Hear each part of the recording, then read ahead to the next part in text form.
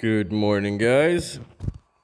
So today we're going to be covering a couple things. Now this is another episode of Losing My Mind, where I don't sugarcoat anything. So we're going to be talking about the Emergent RC Rapidfire, which is this right here. And we're also going to be talking about the Furious FPV X, which is this right here. Now I have been testing these back to back in the bandos, and I'll have a video in more detail upcoming very soon, so you can see it for yourself. However, the recording is done through the DVR. Yes, maybe not the best way, but overall experience, I can tell you that the Rapidfire is a must for a couple reasons. Now, the Rapidfire just gives you that sense of security, which is really great. And I'm able to go further and deeper into bandos without having to worry about losing signal. Now, when you use both of these back to back, what you kind of tend to notice is that the back of the picture on the Rapidfire is black in a way. So the static is black and it's kind of merging with another picture, and it all together kind of just gives you good signal all the way through. Now let's just change the topic for a second. Let's talk about NASA, because this actually has to do something with what they're doing here. And what that is receiver sensitivity. Now, as you know, NASA sends stuff hella far, really far away, and they're not broadcasting at 300 million watts. That's not possible. They're running off batteries and solar panels, and we just don't have that technology yet. So what do they rely on? They basically rely on the receiver sensitivity. And that is what's going on here. Other than the other magic that's going on with the picture fusion, all that kind of stuff, I'll probably break this down later on. We can actually see in more detail, look up the ICs if they haven't been scratched off, and kind of figure out how this is working. And in my opinion, it is one of the best Fat Shark modules currently you can purchase. For me personally, before bandos, it never really bothered me. It didn't really matter that much. But now I'm actually seeing how useful this thing is, because I'm getting really far through a bunch of metal parts and all kinds of interference going on, and it's just working flawlessly. Beautiful. Next, I want to cover a very underrated piece of wire, which is really important when you think about it, depending on who you are, depending on what you use, which is the FXT booster cable. What this does is it's basically a USB that'll connect to like a 5-volt output, for example, a power bank. And what that allows you to do is boost that voltage up to 9 volts, which is really great, especially because all goggles take 9 volts, at least all, goggle type, not box type. They all take a minimum of 2S voltage, and that's what that does.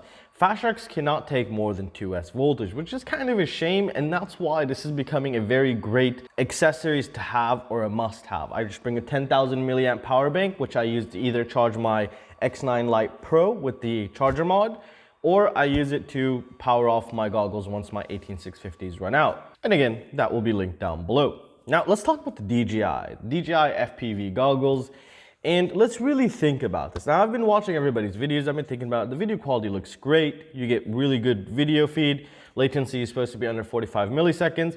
However, I'm a small channel and they don't contact us and to send me anything. I think it's really great, but when you think about it, personally, if I were to go purchase this, I would be scared shitless to fly the quad. And why?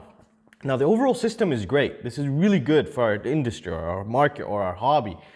But the only downside is you can build a quad for just the price of the camera, if I remember correctly. If the camera is $140, you can build a pretty nice budget quadcopter for $140. So it just blows my mind. Like $140, that's just the price of a quad.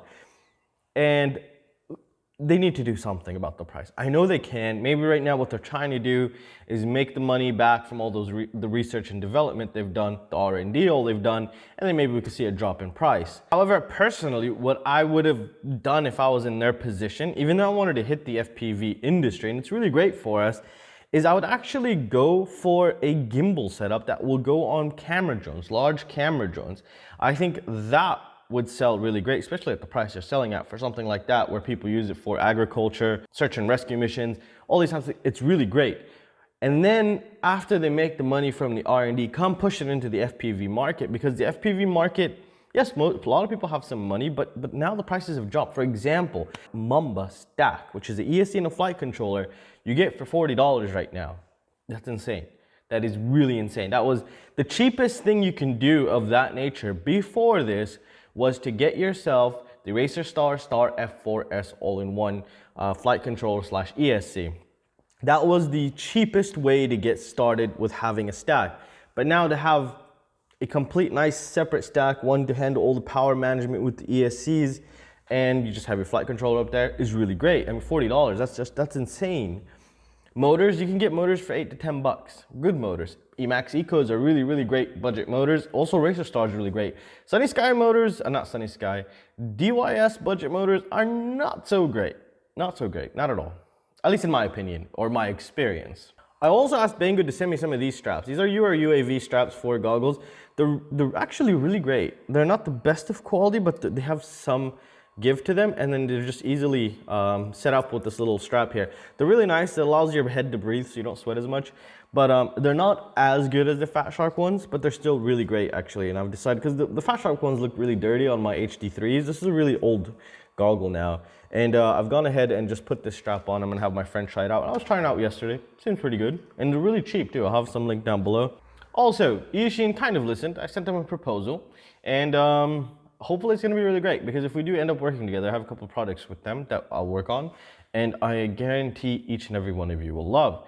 But I also have another product that I don't wanna say I'm working on the side, but Hakcrc has done on the side, which is a really great product. Remember the Drone Mesh VUSB? He created the software for that. I've created the hardware. However, what he wanted to do now is to completely skip any sort of software, and it automatically recognizes as a USB controller. And we've done that. Well, he's done that, sorry. He's done that. I've gone over his schematic, his PCB design. It looks great. And I've pushed it over to manufacturing to test our first prototypes. Now, what's really unique about this one is it'll work on Apple devices, on iOS devices, on anything device. So that's really great. Even possibly Android, if you have on-the-go cable. So that's going to be a really great device. And right now I'm working with him to kind of get it into the market and also manufacture it. But that was his idea. It's all his work. I'm just trying to help him introduce it to the market. And I know people will want that, because I get a lot of emails about the Mac stuff, and so does he actually. Also, if you have a great idea and you need help, let me know, and we can work it out. I'll be able to use my connections and the things that I know to help manufacture and even bring it to the market. So if you have a great idea, contact me. We can discuss everything, and yeah, we can do that, which is really great. It'll be beneficial for me, you, and everybody. Batteries, batteries, batteries, batteries. Now, I recently just tried the Tattoo batteries. They're really great, but they're still brand new, so we have to wait a little bit on that.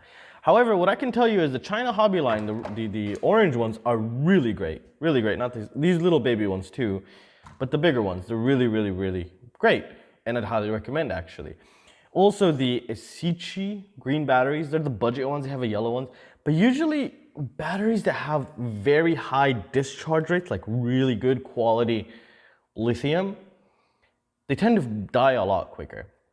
They're just more sensitive, you know? They're more sensitive to overcharging. They're more sensitive to over discharging. And usually you start noticing degradation in the performance, which is something you kind of want to avoid. So I like to buy the middle pack, which I find the China Hobby line to be really great in performance, and at the same time, really great holding its charge and being abused. This is how I rate I abuse my batteries like crazy. I don't take care of them. And that's how I know a battery is good. If it could take my abuse, then with you, it's gonna perform absolutely spectacular. I'll have some data on that later on, but people are not really into keen to data, so I'll probably just like flash it here when I have that in one of my videos that's got upcoming. So I do have a bunch of old batteries that I really wanna test and kind of see how much they're holding charge. DJI is doing a really great job. DJI, send me one, yeah, please. That'd be super awesome. I could test it out against interference. I know the Xiaomi Mi 4K drone's handling interference pretty fine. Now, what I can kind of tell you, oh no, I can't actually tell you anything because it's running 5.8 gigahertz. I thought it was running 2.4 gigahertz. Now, if it was running 2.4 gigahertz, what I've noticed is the 2.4 gigahertz handled itself really great in bandos. Why am I saying that? Well, I mean, obviously my connection from the FR Sky. So I have an XM Plus and I'm not having any fail-safes whatsoever.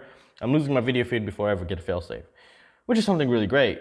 And if that system was based on 2.4 gigahertz, then that would have been even better. But I think there's a lot of 2.4 gigahertz routers which can interfere with the DJI stuff. But I'm not sure. I don't know. I'm just guessing this stuff right now. It's just like all theory. Now, I'm really curious to try it out in the Bando if I ever get my hands on it. But I can tell you one thing is it's too expensive for me to purchase. But I could change. I mean, maybe when I try, I'm like, oh my God, this is the best thing ever. It's worth every single penny. I don't know, but currently, it's still too early. First generation, usually, you need to wait a little bit. Second generation is always usually better. Not always, but usually. So we have to wait and see on that perspective. So giveaways, yeah, giveaways. I just announced the giveaways for the IOMWAVE V1S. At the end of the month, I'll announce the QX7S winner on my Patreon. The QX7 is only to new Patreons from the end of last month. And there's only a couple of them, maybe there's like 4 of them. So you have a really high probability of winning the QX7S. And also you have everyone on my Patreon, even the new ones. At the end of the month, we'll have an announcement for the SkyZone Sky02 goggles. And then next month, hopefully by then, I'll have the new SkyZone OLEDs, which I'll also be giving out because I'm getting 2, one for my Patreons, one for myself. And I think that would be really great. And let me know what you guys think down in the comment section, and I'll see you in the next one. Peace out.